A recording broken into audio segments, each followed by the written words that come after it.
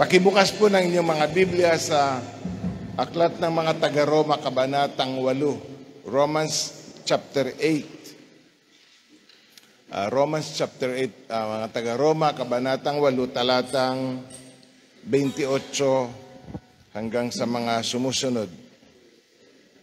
Romans 8, verse 28. Alam natin sa lahat ng bagay, ang Diyos ay gumagawa kasama ang mga nagmamahal sa Kanya, ang mga tinawag ayon sa Kanyang panukala, sa kanilang ikabubuti.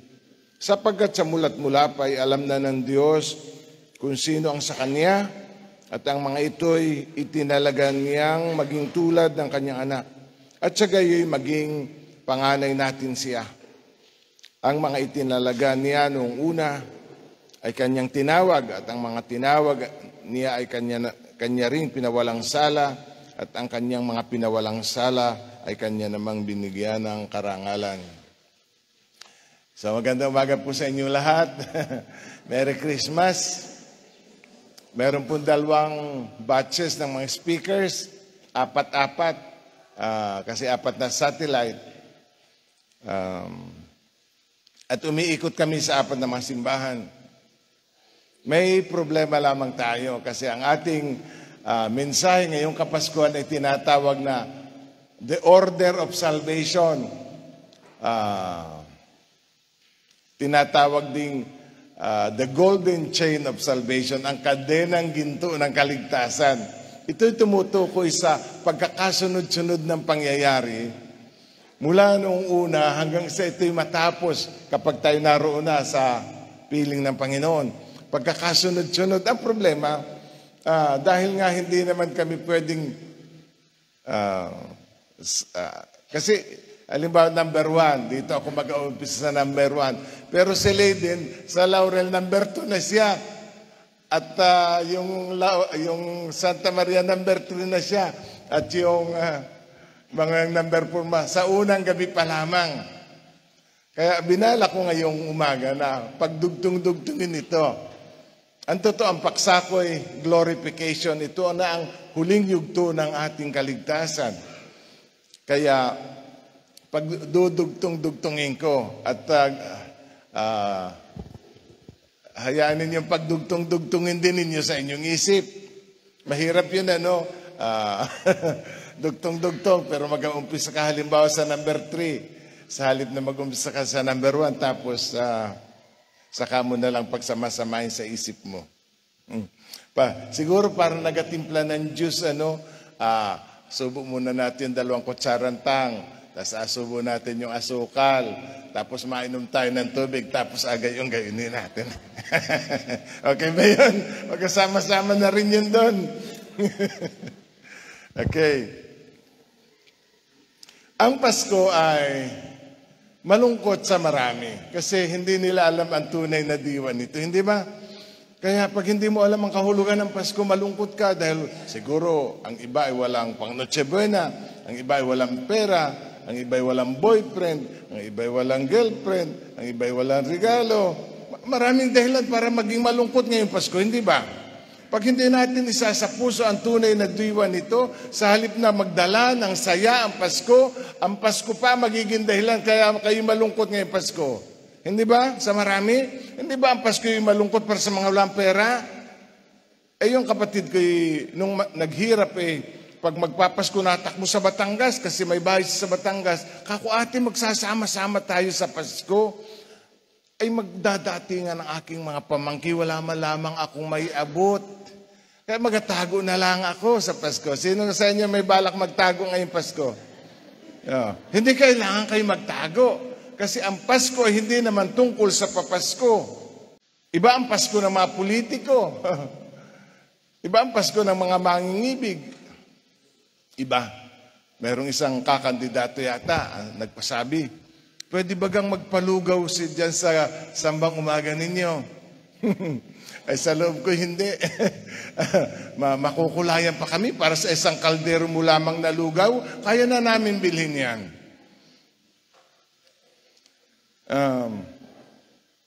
Para ang mga politiko ngayon ay parang hinahalong nilugaw. Hindi na nila maintindihan ang diskarte paano sila mananalo. Hayaan natin sila sa kanilang mundo. Pero ang mundo ng mga Kristiyano, ang Pasko ay tungkol lamang sa pagliligtas ng Diyos. Ito'y walang kaugnayan kung may pera kayo o wala, kung may bago kayong damit o wala. Ang Pasko ay magiging tunay na Pasko kahit wala tayong papasko. Ang Pasko ng mga bata ay tungkol sa papasko. Pero ang tunay na Pasko ay hindi tungkol sa papasko. Tuloy ang Pasko kahit walang papasko. Amen po ba?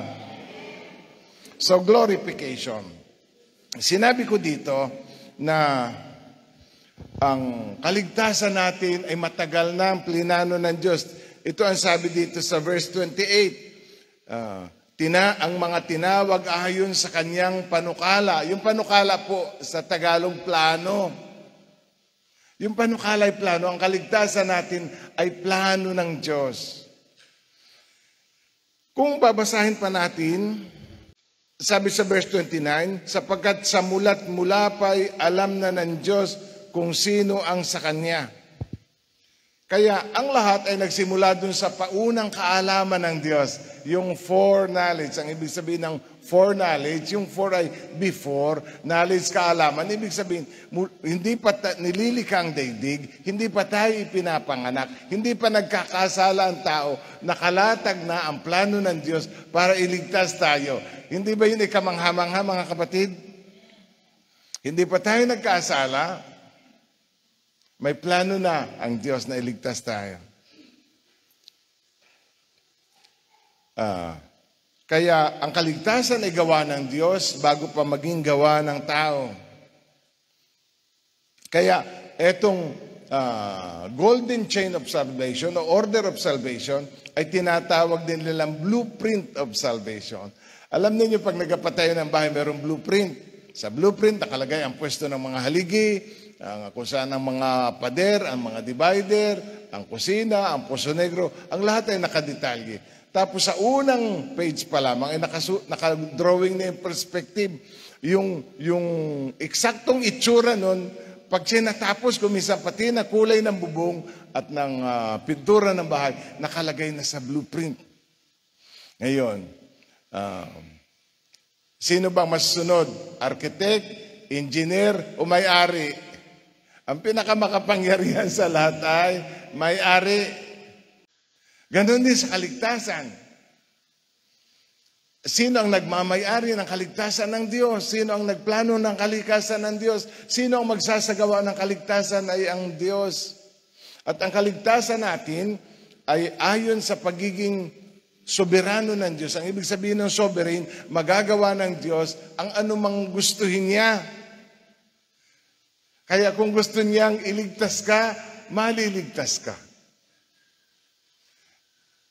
Yun ang ibig sabihin noon. Kaya nag-umpisa dun sa paunang kaalaman ng Diyos. At dahil sa mula pa o noon pa man ay alam na ng Diyos, kilala na ng Diyos, tukoy na ng Diyos sa kanyang isip ang ating mga pangalan. At dahil doon, sabi dito, tayo'y itinalagan niya. Tayo ay itinalagan niya. Sa ibang salin, pinili. Sa English, elected by God. Sa ibang salin, chosen by God. Kaya tayo daw ay nahaligtas dahil pinili tayo ng Diyos na mahaligtas. Kaya sumulpot yung doktrina ng predestination or election. Predestination, ibig sabihin ng pre ay before, destination patutunguhan. Bago pa tayo ipinanganak, itinakda na ng Diyos ang ating patutunguhan. Kaya nag-iibanghelyo man tayo sa labas, ipinapahayag natin sa marami ang ibanghelyo, pero sa isip natin, alam natin na ang tanging sasampalataya lamang ay yung mga pinili ng Diyos. Alam natin na tayo pinili ng Diyos dahil tayo sumampalataya. Dahil ang talagang sasampalataya lamang ay yung tutulungan ng Diyos na makasampalataya. Dahil ang pananampalataya ay biyaya ng Diyos. Kung hindi tayo tutulungan ng Diyos, kahit ang manampalataya sa Kanya ay hindi natin magagawa. Kaya tayo pinili. Sabi sa Efeso 1:4, at sa ating pakikipag-isang ito ay hinirang na niya tayo bago palalangin ang sanlibutan upang maging banal at walang kapintasan sa harap niya. Sa Roma 8, upang maging katulad ni Jesus. Dito naman, upang maging banal at walang kapintasan sa harap niya. Kaya, yung dalawa palang salita na yon, yung palang maging kawangis ni Jesus, ay ang ibig sabihin ay maging mga banal at walang kapintasan sa harap ng Diyos. Siya ay magkasing kahulugan. Kapag sinabi nating ang isang Kristiyano ay nagiging kawangis ng Diyos, ang ibig lamang natin sabihin ay siya ay unti-unti nagiging banal at nawawala ang kanyang kapintasan sa harap ng Diyos. Kaya tayo itinalaga. At dahil tayo tinalaga, tayo kanyang tinawag. Sabi dito, yung kanyang mga tinalaga ay kanyang tinawag. Alam natin, sabi ni Pablo, sa mga taga-Tesalonica, kayo tinawag sa pamamagitan ng Ebanghelyo. Kaya ang pantawag ng Diyos para ang tao ay manampalataya ay ang Ebanghelyo. Tinawag tayo sa pamamagitan ng Ebanghelyo. Sabi ni Jesus, marami ang tinawag, ngunit kakaunti ang pinili. Kaya ang ating prinsipyo sa Ebanghelyo, ipinapahayag natin ito sa lahat ng tao hanggat maaari. Pero sa likod ng ating isip, ang sasampalataya lamang ay yung kakaunti na pinili ng Diyos. Marami ba ang sasampalataya sa hindi sasampalataya? Marami ba ang maliligtas kaysa mapapahamak? Alin ang mas marami sa dalawa? Ang sabi ni Jesus, makipot ang pintuan patungo sa buhay at kakaunti ang pumapasok doon. Ngunit maluwang ang daan patungo sa kapahamakan at marami ang nagsisidaan doon. Kaya ating pinaniniwalaan na talagang kakaunti yung mga pinili, kakaunti yung mga maliligtas, ngunit marami yung ang gusto doon sa maalwa na daan. At dahil doon ay sila'y mapapahamak. Dapat natin tandaan na ang pagpasok sa kaharian ng Diyos ay walang bayad, pero hindi sinabing madali. Walang bayad, pero hindi sinabing madali.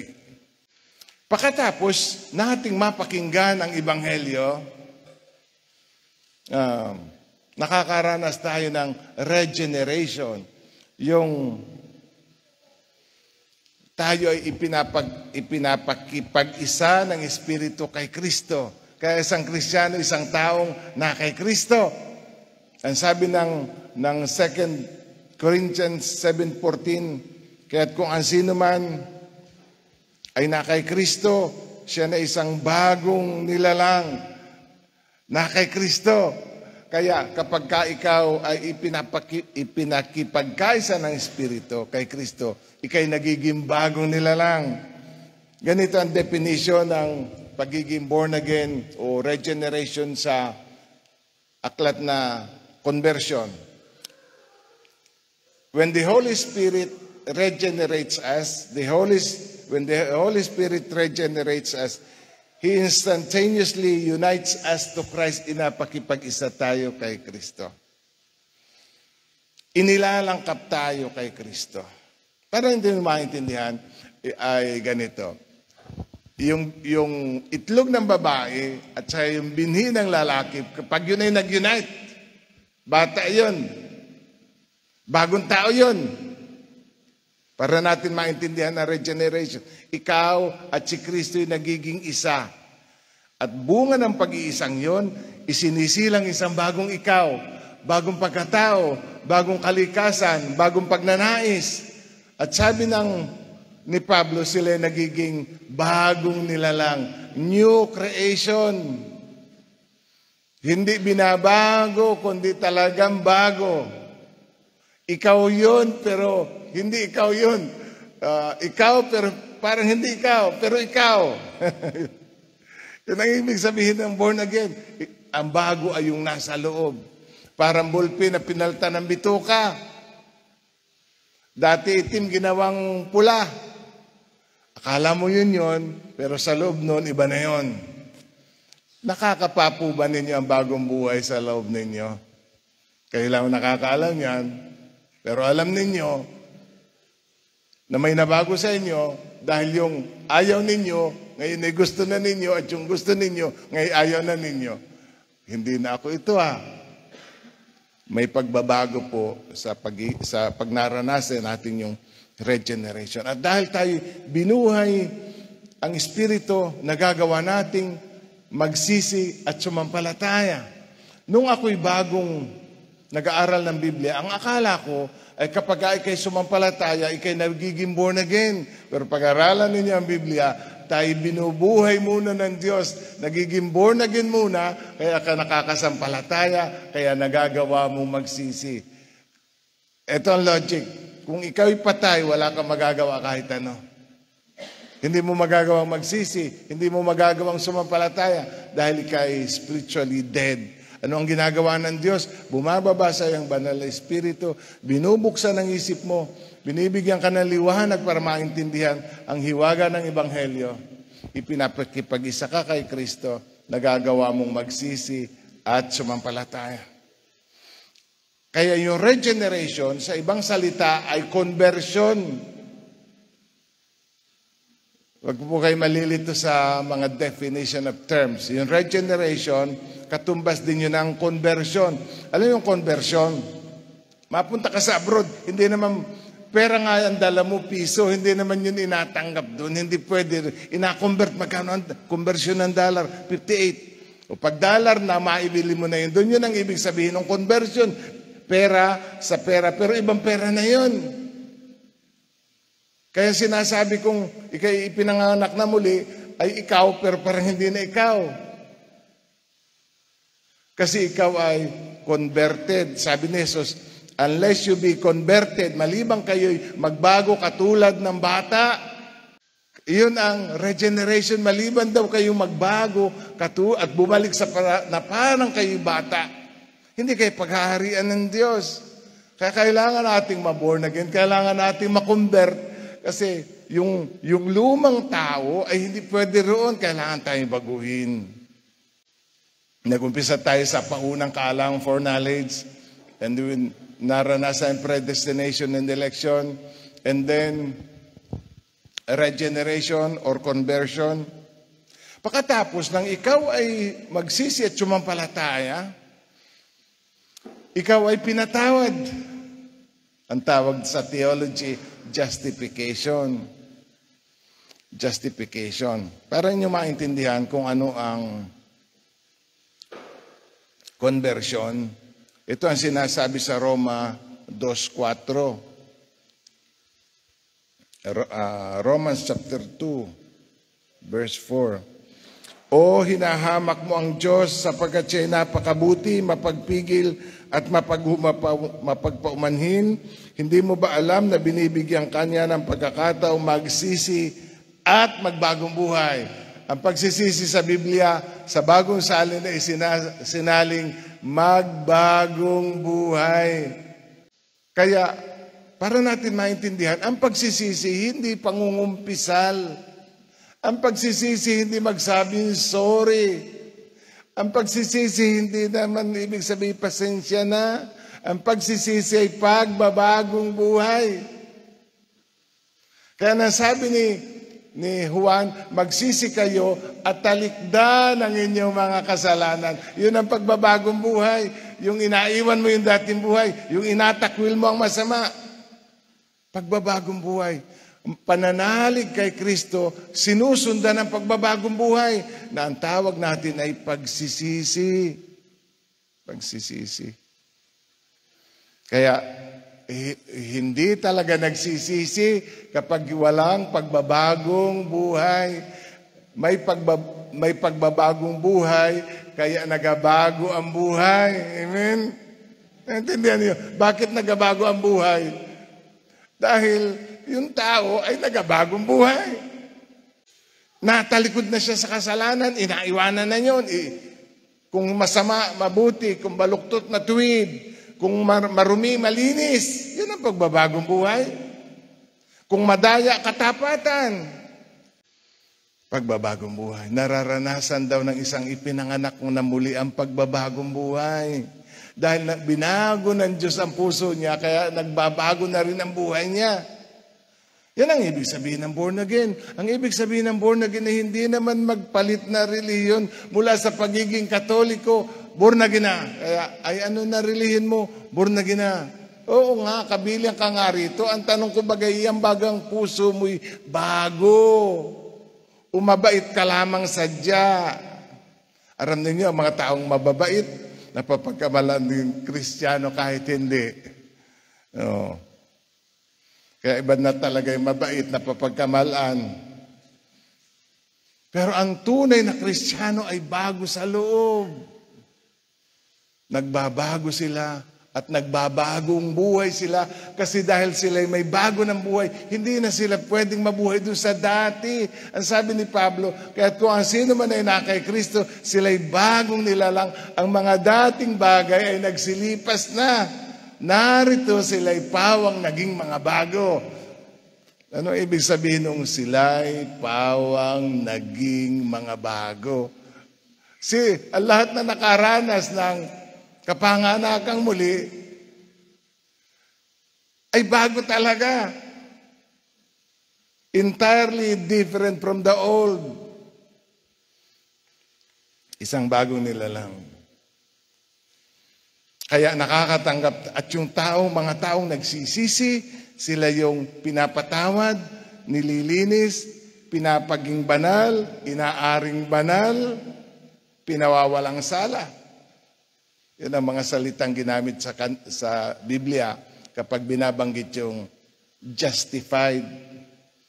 Kaya yung justification, ibig sabihin tayo'y pinapatawad ng Diyos. At dahil tayo'y pinatawad na ng Diyos, ang sabi dito sa Romans 8 verse 29, sapagkat sa mulat-mula pa'y alam na ng Diyos kung sino sa Kanya at ang mga ito itinalaga Niya, predestined na maging tulad ng Kanyang anak. At siya gayon naging panganay natin siya. Ang tawag naman dito ay adoption. Tayo ibinilang ng Diyos sa Kanyang sambahayan. Tayo ay ginawang anak ng Diyos. Hindi talaga tayo anak ng Diyos sa ating likas na kalagayan. Kasi si Jesus ang anak lamang ng Diyos. Kaya nasa Kanya pa rin yung titulong bugtong na anak ng Diyos. Siya lamang talaga ang anak ng Diyos na galing sa Diyos. Tayo nilikha ng Diyos. Ano ang tinanggap natin? Tayo binigyan niya ng karapatan na maging anak ng Diyos. Kaya tayo anak ng Diyos. Pero yun ay anak sa pagturing. Naunawaan yung batang inampun, kailanman hindi siya magiging anak, kailanman hindi siya biological child. Nananatiling iba ang nagluwal sa kanya, pero ang inabi sa kanya ay karapatan. Kaya pag matay yung nag-ampun sa kanya, mapapa sa kanya ang manahin kasama ng mga tunay na mga anak. Kaya aking kapatid ay namatay ng walang anak. Ang kanyang mga lupain, ang kanyang mga pera, ang kanyang bahay, walang napunta sa mga kapatid kasi kahit kami ang tunay niyang mga kadugo, napunta lahat dun sa ampun. Kasi sa mata ng batas, yun ang kanyang tunay na anak.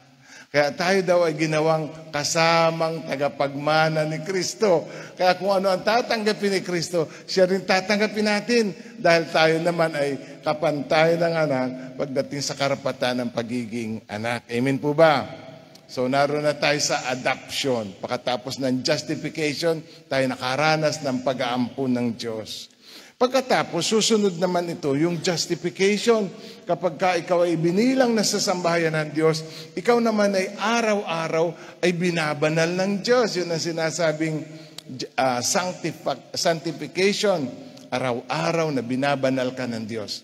Ang layunin ng Diyos, kaya ibinigay niya ang kanyang banal na Espiritu, ay para tayo baguhin ng unti-unti hanggang tayo maging kawangis ni Jesus sa kanyang katuwiran at sa kanyang kabanalan. Ngayon, ipinapaliwanag lamang namin itong sunod-sunod na para bagang pagkatapos ng isa ay nasunod yung padalawa at yung patatlo, yung pang-apat. Inapaliwanag lamang namin ito sa inyo para maintindihan ninyo yung mga biyaya ng kaligtasan.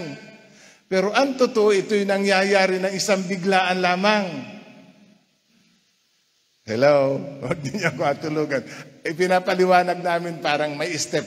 Step number 1, number 2, number 3, number 4. Ang katapusan ay yung glorification. Pero ang totoo, ito'y nangyayari ng isang biglaan except yung sanctification at saka yung justification, ay yung glorification. Parang ganito. Ano ba ang nauuna? Apoy o init? Init o apoy? Mahirap talagang isipin kung alin ang nauna kasi pag may apoy ay may init, pag may init may apoy. Parang hindi mo alam kung alin ang nauna, pero pag pinaliwanag ng mga bumbero, alin ang nauna, ay apoy ika. Kasi hindi naman magkakaroon ng init muna bago apoy. Kasi hindi magkakaroon ng apoy kung walang init. Pero ang totoo, pag may apoy ay may init, pag may init may apoy. Ito'y nangyayari ng isang biglaan, ang maging born again, pinatawad, inampun, nilinis, binanal. Yan ay isang biglaan lamang. Ipinaliliwanag lamang namin sa inyo na, sa order para maintindihan natin itong pag-asa na meron tayo kay Kristo. Kaya ang paksa natin ay yung glorification. Sinasabi nila, ito ang final stage of salvation. Ito na ang huling biyaya ng krus. Ngunit itong glorification, ang ibig sabihin ay ilalagay tayo sa isang maluwalhating kalagayan. Tayo dadalhin sa kaluwalhatian ng Diyos. Kaya itong glorification, sinabi ngang final, ay mangyayari sa muling pagbabalik ng Panginoon. Yung ang ibig sabihin ay luluwalhatiin, sa Tagalog pararangalan. Ito daw ang final benefit of salvation, yung glorification. Para maintindihan natin, balikan natin yung Romans 8. Babasa tayo ng mga 5 talata hanggang 6. Roma 8, talatang 18. Sa ganang akin, ang mga pagtitiis sa kasalukuyan ay hindi maihahambing sa ihahayag na kalwalhatiang sa atin. Tigil muna tayo. Guhitan ninyong kalwalhatiang sa atin. Anong ibig sabihin ng sa atin? Wala pa. Darating palaang. Pero sa atin, ipinangako ng Diyos na sa atin. Ang kalwalhatian ay sa atin. Okay. Nananabik ang sangnilikha na ihayag ng Diyos ang kanyang mga anak. Guhitan yung salitang ihayag ng Diyos ang kanyang mga anak. Nabigo ang sangnilikha hindi sa kagustuhan nito, kundi dahil ito ang nilob ng Diyos. Gayunpaman may pag-asa pa, sapagkat ang sangnilikha ay palalayain sa pagkaalipin nito sa kabulukan. Guhitan yung salitang palalayain sa pagkaalipin nito sa kabulukan at makakahati sa maluwalhating kalagayan. Kaya aalsin yung kabulukan ang mapapalitan ng isang maluwalhating kalagayan. Alam natin hanggang ngayon ang sangnilikha ay dumaraing sa paghihirap. Hindi lamang sila, pati tayo mang tumanggap ng Espiritu bilang unang kaloob ng Diyos ay napapahimutok samantalang hinihintay natin ang pag-aampon sa atin ng Diyos. Guhitan yung salitang pag-aampon ng Diyos. Ang pagpapalaya sa ating katawan. Guhitan din yung pagpapalaya sa ating katawan. And then sabi dito, ligtas na tayo at inaasahan natin ang kaganapan nito. Sabihin nga po natin, ligtas na tayo at inaasahan natin ang kaganapan nito. Ulitin po natin, ligtas na tayo at inaasahan natin ang kaganapan nito. Okay. Kumbinsido ba kayo sa sinasabi ni Pablo? Ligtas na tayo, ngunit inaasahan pa natin ang kaganapan nito.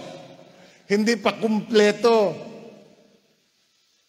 Hindi pa kumpleto. Ano ba ang ginawa ni Kristo? Sa krus, binayaran na yung penalty. Ngayon, na tayo naging Kristiyano, ang tinatanggal naman niya yung power of sin. Yung kapangyarihan ng kasalanan, tinatanggal niya yun. Sa pamamagitan ng Banal na Espiritu, kaya humihina na ang kapit ng kasalanan sa atin. Kaya, unti-unti nang nababago ang buhay kasi ang kapit ng kasalanan ay inalabanan ng Banal na Espiritu. Yun ay power of sin.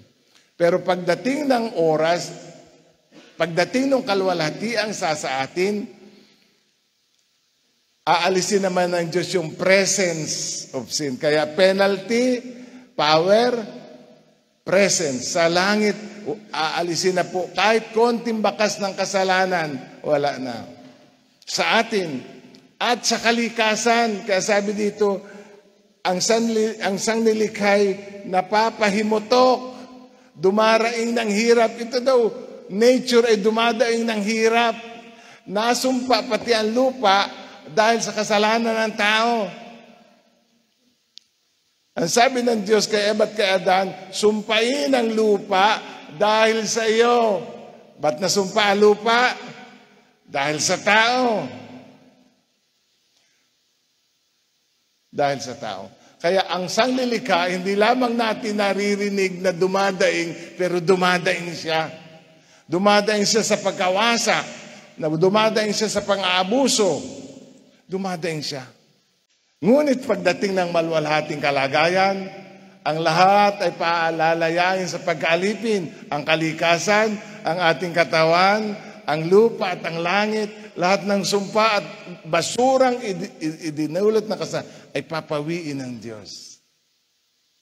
Ibabalik niya ang lahat higit pa sa kagandahan ng nawalang paraiso. Kaya utay-utay natin na intindihan what is glorification, iisa-isahin natin. Ang sabi dito, may kalwalhatiang sa atin, verse 19, ihahayag tayo bilang mga anak ng Diyos. 21, palalayain tayo sa pagkaalipin ng kabulukan. 21b, tatanggap tayo ng maluwalhating kalagayan. Verse 23a, tatanggap tayo ng ganap na pag-aampun ng Diyos. 23, palalayain ng ating katawan. Itong ating katawan ay naalipin, napailalim sa sumpa. Kahit itong katawan na ito ay palalayain. Naalipin ito ng kamatayan, ng kahinaan, ng kabulukan. Kaya, pag samasamahin mo lahat yan, ang tawag dyan ay glorification. Pag samasamahin mo yung lahat ng binanggit ko, ang tawag doon ay glorification. Kaya sabi ni John, sa unang Juan 3:2, mga kapatid, unang Juan 3 talatang 2, mga minamahal, ngayon tayo mga anak ng Diyos, ngunit hindi pa nahayag ang magiging kalagayan natin. Sa ibang salin, hindi pa natin alam kung magiging ano tayo. Hindi pa natin alam kung ano ang magiging buhay dun sa langit. Hindi pa natin alam. Ang alam lamang natin ay ligtas tayo. Amen? Ang alam lamang natin ligtas tayo. Ang alam lang natin din na tayo pupunta sa impyerno. Ang alam lamang natin ay bubuhayin tayong muli. Merong karugtong. Gayon pa man, alam natin sa pagpamaritong muli ni Kristo, tayo matutulad sa Kanya. Sapagkat makikita natin siya sa Kanyang likas na kalagayan. Yun ang glorification. Tayo matutulad sa Kanya at makikita natin siya sa likas ng kalagayan. Nung pumarito si Jesus, kita natin siya sa kalikasan tao. Pero pag tayo naroon niya, makikita natin siya sa kalagayang Diyos. Makikita natin siya bihis ang kanyang kalwalhatian.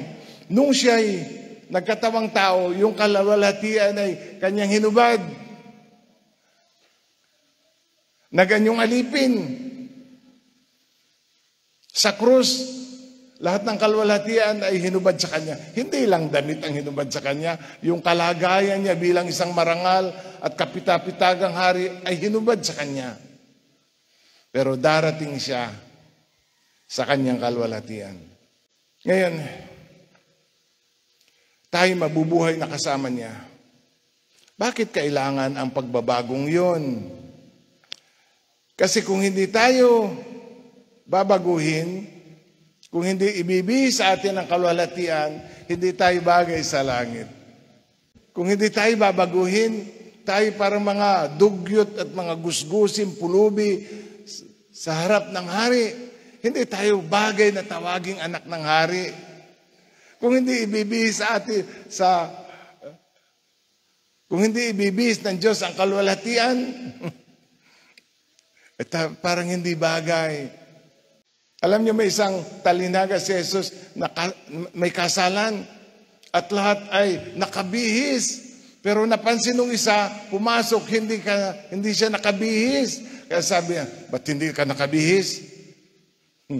At siya itinapon sa labas dahil hindi siya nababagay doon. Ganon din sa kaharian ng Diyos. Kaya kailangan niya tayong bihisan ng kalwalhatian dahil hindi tayo nababagay doon. Ano ang gagawin ng Diyos? Sabi ni Judas, siya na makapaghaharap sa inyo na walang kapintasan. Kaya ihaharap tayo doon ay walang kapintasan. Sabi ni Pablo sa Efeso, ang iglesia daw ay parang babaeng ikakasal. Walang dungis o kulubot. Walang dungis o kulubot. Kaya pag inilalarawan ng iglesia sa huling araw, ito daw ay katulad ng isang dalagang ikakasal. Hindi ba yung mga babaeng ikakasal kung alas 8 ng umaga ang kasalan? A day before, linisan na ko na.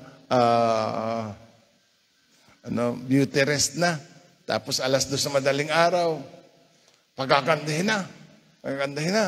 Tapos pagdating dito, sasabihin ng pastor, magsitayo po tayo sa pagpasok ng babaeng ikakasal kasi ang babaeng ikakasal sa oras ng kanyang kasal ang dapat na pinakamaganda sa lahat. Amen? Kaya wag kang pupunta sa kasalan na mas maganda ka pa sa babaeng ikakasal. Dahil ang araw na yun ay nakareserba sa kanya, dapat siya ang pinakamagandang dalaga sa araw na yun. Ganon daw ang iglesia sa pagbabalik ng Panginoon. Parang isang babaeng ikakasal, ang sabi ng Biblia, siya'y gayak na gayak, bihis na bihis. Kaya tayo ihaharap doon ng maganda at walang kapintasan. Iyan ang tinatawag na glorification. Sa 2 Korinto 3:18, 2 Korinto 3:18, at ngayong naalis na ang talukbong sa ating mukha, tayong lahat ang magiging sinag ng kaningningan ng Panginoon.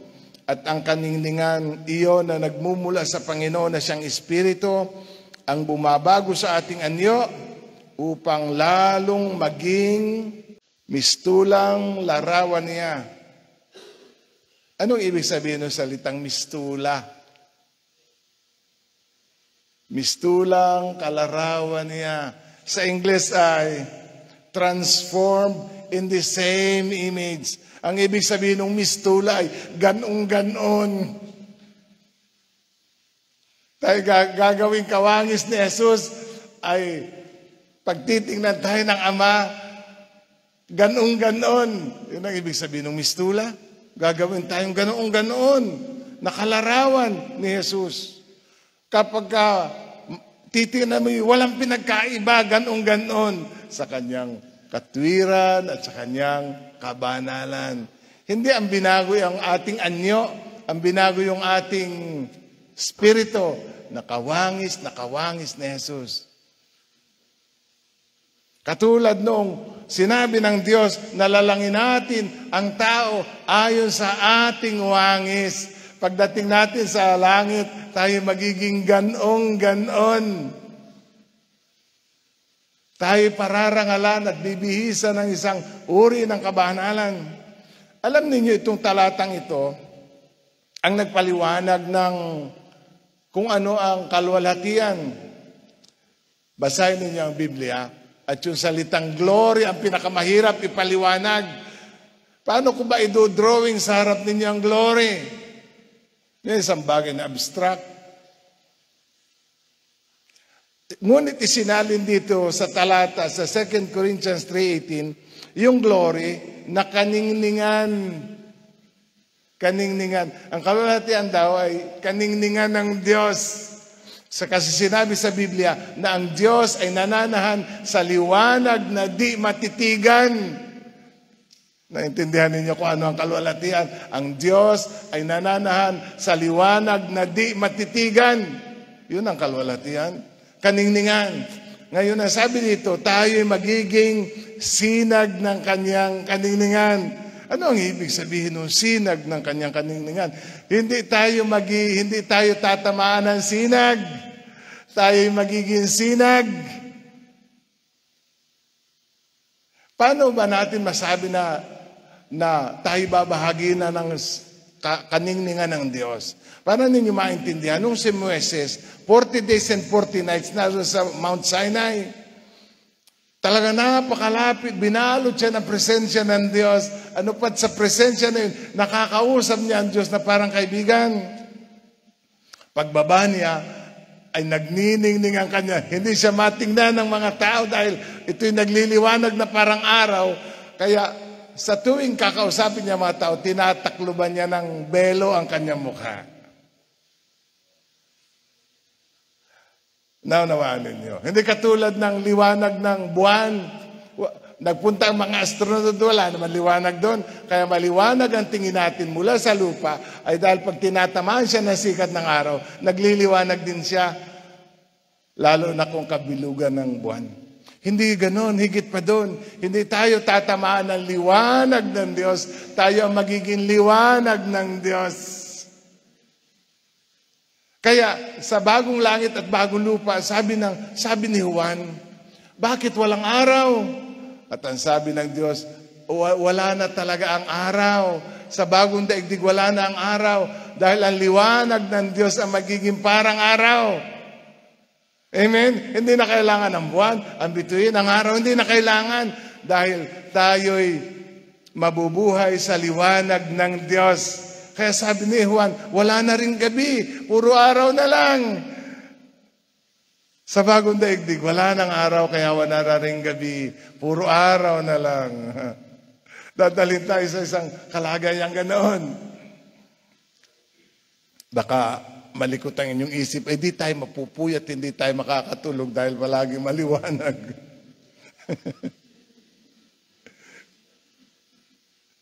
Dadalhin tayo sa kalwalhatian ng Diyos. Tayong lahat, sana ginuhitan niyo sa version na, tayong lahat ang magiging sinag ng kaningningan ng Panginoon. At ang kaningningan na yon na nagmumula sa Panginoon na siyang Espiritu ang bumabago sa ating anyo upang lalong maging maningning hanggang maging mistulang kalarawan niya. Nagbigay ba sa inyo ng excitement yon na tayo ay bibihisan ng Diyos ng karangalan? Okay. Sinisikap ko pang i-research kung paano ipinaliwanag ng mga theologians ang glory. At sa isang definition na ito daw ang ibig sabihin ng glory. Glory is the state of incomparable greatness. Gets niyo? What is glory? It is the state of incomparable greatness. Kaya, ang kalwalhatian na hindi kalikasan, ang kalwalhatian na hindi katangian, ang kalwalhatian na isang kalagayan. Ulitin ko. Ang kalwalhatian na hindi kalikasan ng Diyos, ang kalwalhatian na hindi katangian ng Diyos, Ang kaluwalhatian ay kalagayan ng Diyos. Iyon, ang kaluwalhatian ay yung hindi mapapantayang, hindi, isang kalagayan ng di mapapantayang kadakilaan in which God dwells. Kalagayan. So, baka malito kayo ha. Ano nga? Ang kaluwalhatian ay hindi kalikasan, hindi katangian, kundi kalagayan. Isang kalagayan. Para ninyo maintindihan, sa Hebreo, ang salitang glory ay kabud, kabud. Kaya ibig sabihin ay weighty o heavy. Merong katalagang English na weightiness. Sa Tagalog, bigatin. Bigatin. Ibig sabihin ng literal na ibig sabihin ng luwalhati ay bigatin. Mataas ang kalagayan, parang sa reunion, uuwi yung mga kaibigan, mayayaman na, nagaginto-ginto na, maraming pera, magandang kotse, laki ang bahay, ang ganda-ganda na ng kalagayan, sabihin mo, classmate, bigatin ka na ngayon Ano ang ina-describe ninyo yung kanyang kalagayan? Kaya ang kaluwalhatian yun ay di mapapantayang kadakilaan ng kalagayan ng Diyos. At tayo daw ay ilalagay mula dun sa hamak nating kalagayan, ay iaangat hanggang dun sa kataas-taas ang langit, sa kaluwalhatian ng Diyos. Tayo ay kasama dun sa kakaunting yon na dadalhin doon. Amen? Kaya ang lakas natin kantahin yung kahit na kubo ang aming tahanan dito sa lupay may kasiyahan pagkat sa langit may naghihintay na kahariang gintong lantay. Yun ang ating pag-asa. Yung kaluwalhatian doon sa langit. Hindi ito ang ating bayan. Kaluwalhatian. Ngayon, ito ang mensahe. Sabi ninyo, anong pakahabang introduction yan? Kaya sabi ko nga, kailangan kong hay-hayin para mapagdugtong-dugtong lamang niyo sa inyong isip. Ang katapusan ay glorification. Paano ng Diyos gagawin yan? At paano niya tayo dadalhin sa kaluwalhatian? Unang Korinto 15:52. Unang Korinto 15:52. Pakinggan ninyo ang hiwagang ito. Babasahin ko mula sa 50 just to connect the context. Unang Korinto 15:50. Ito ang ibig kong sabihin, mga kapatid. Ang binubuo ng laman at dugo ay di magkakaroon ng bahagi sa kaharian ng Diyos. Ang katanguan ng panlupa ay di maaaring magmana ng buhay na walang hanggan. Pakinggan ninyo ang hiwagang ito. Hindi mamamatay ang lahat, ngunit lahat tayo'y babaguhin. Sa isang sandali, sa isang kisap mata, kasabay ng huling tunog ng trompeta. Pagtunog ng trompeta, ang mga patay ay muling bubuhayin at di na mamamatay. Babaguhin tayong lahat, sapagkat itong katawang nabubulok ay dapat mapalitan ng di nabubulok, at ang katawang namamatay ng di namamatay. Kapag napalitan na ng walang pagkabulok ang nabubulok, at napalitan na ng walang kamatayan ng namamatay, natupad na ang nasasaad sa kasulatan, nalupig ng kaaway, ganap na ang tagumpay. Nasaan o kamatayan ang iyong tagumpay? Nasaan kamatayan ang iyong kamandag? Ang kamandag ng kamatayan ay ang kasalanan, at ang lakas ng kasalanan ay nagmumula sa kautusan. Magpasalamat tayo sa Diyos na nagbibigay sa atin ng tagumpay sa pamamagitan ng ating Panginoong Hesukristo. Ano ang una nating mararanasan kapag tayo bibihisan na ng kaluwalhatian ng Diyos? Una, tayo bubuhayin. Ang lahat ng mga namatay kay Kristo ay bubuhayin muli.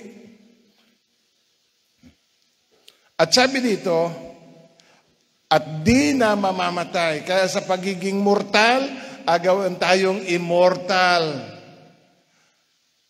Naintindihan ninyo? Yun ang isang bihis ng kaluwalhatian, isang katawang bigatin talaga. Hindi na mamamatay.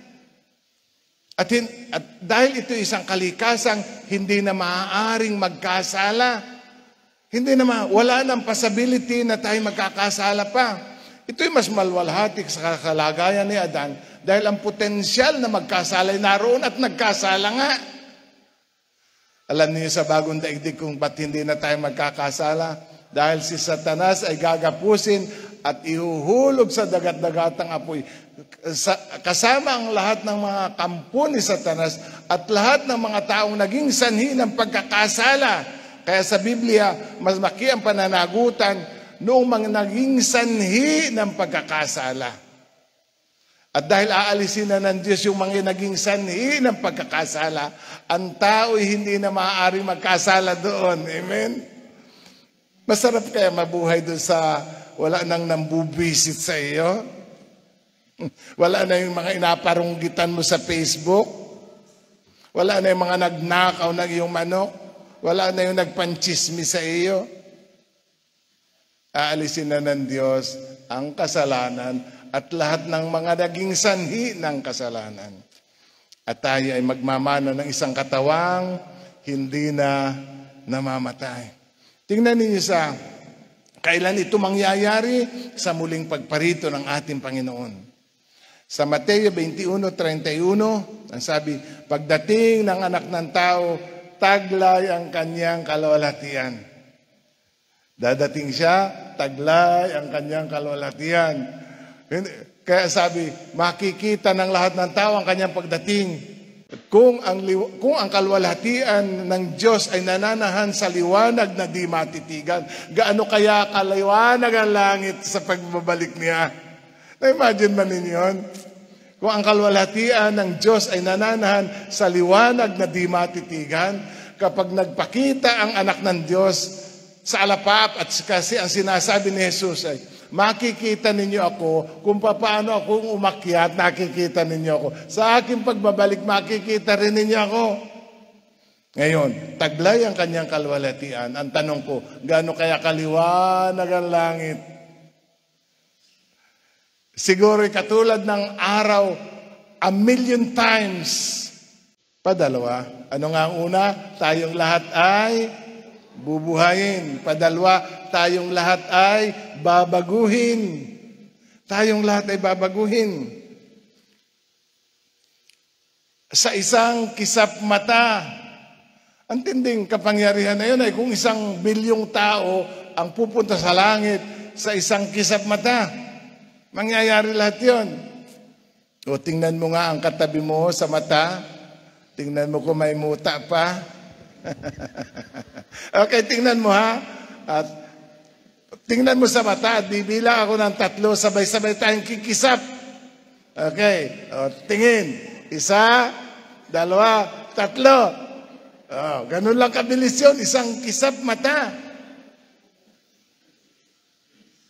Ay, kung siguro si Ate Lenny at si Lisa ay magkatabi sa nicho, ay pagbukas ng libingan, bumangon sila sa isang kisap mata. Sasabihin ni Lisa kay Ate Lenny, ang ganda mo.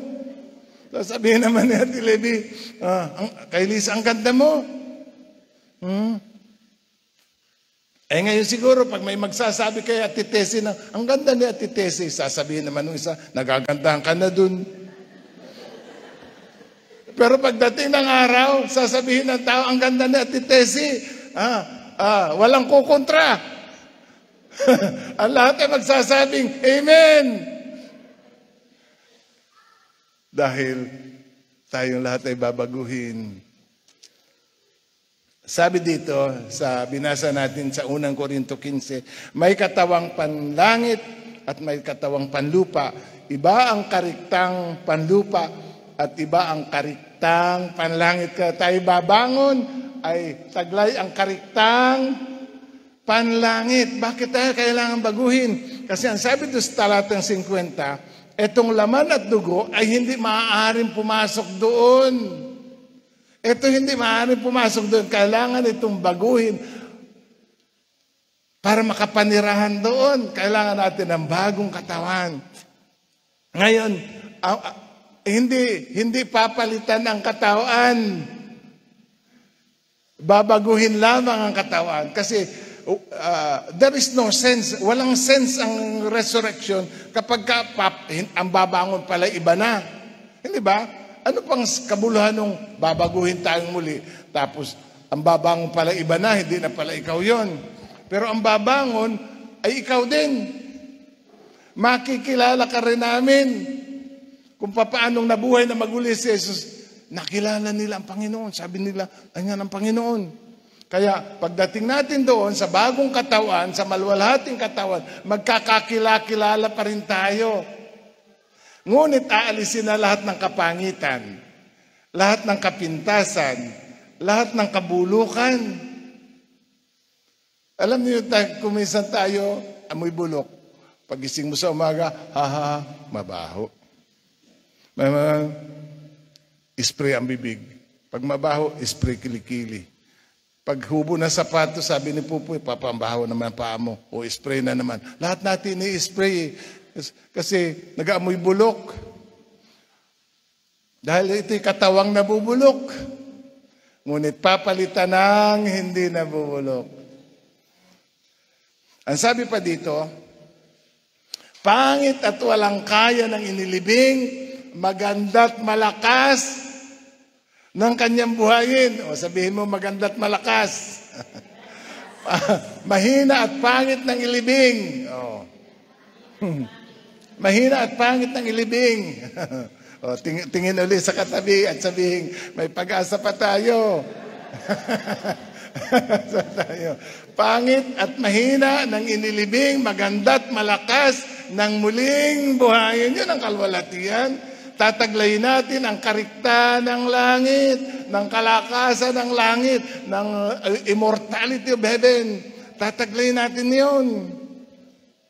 Tayo'y mabubuhay, taglay ang katawan at kariktang panlangit. Kaya sabi, nalupig na ang kamatayan. Alam niyo, ang kamatayan ng kahuli-hulihang kaaway na kailangan lupigin. Ang kamatayan ay kaaway. At pinatay tayo ng kamatayan. At ang kamandag ng kamatayan ay ang kasalanan. Ay wala ng kasalanan, wala na rin siyang kamandag.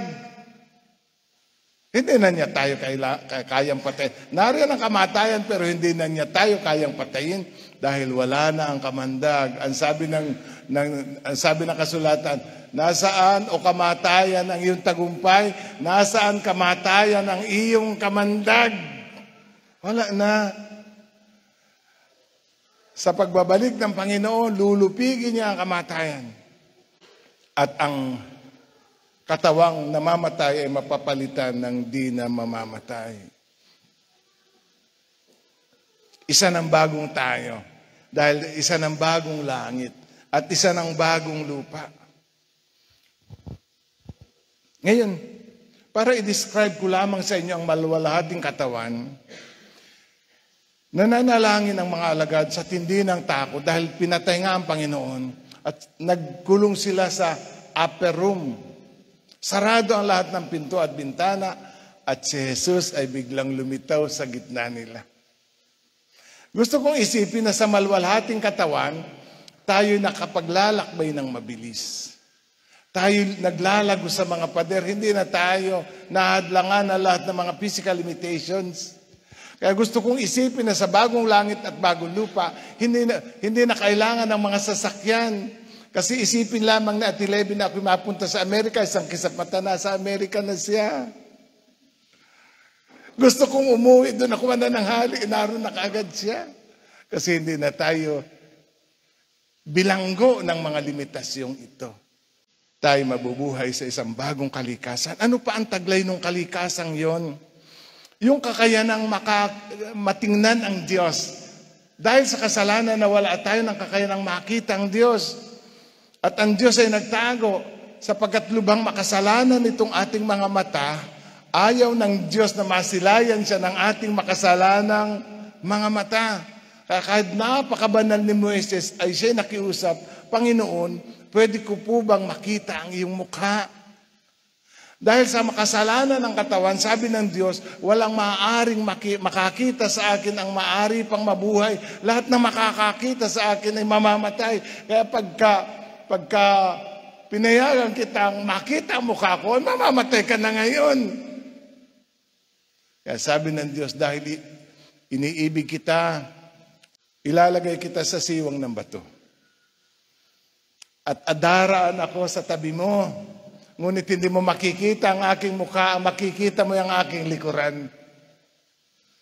Dahil napakabanal ng Diyos at napakamakasalanan natin.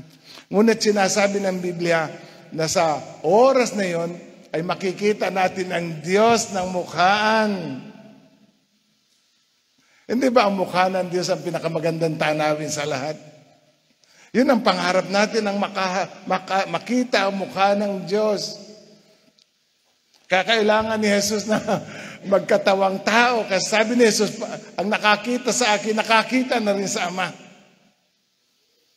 Dahil hindi natin direktang makikita ang Diyos, kailangan ng tagapamagitan. At sabi ni Jesus, kung ang sino mang nakakita sa akin, nakakita na rin sa Ama.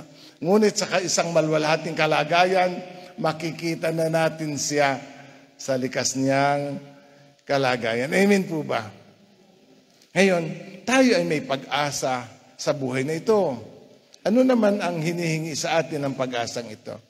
Sa katapusan talata, babasahin natin yung unang Juan 3. Kaya't ang sino mang may pag-asa sa Kanya ay nagpapakalinis, tulad ni Kristo, siya ay malinis. Kaya kung taglay daw natin ang pag-aasang ito, kung tayo nag-aasam na pupunta sa langit, kung nag-aasam tayo na isang araw makikita ng Diyos, dapat maghanda tayo para sa okasyon na yun.